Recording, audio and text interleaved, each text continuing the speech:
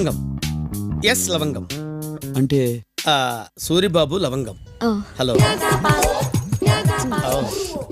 It's okay.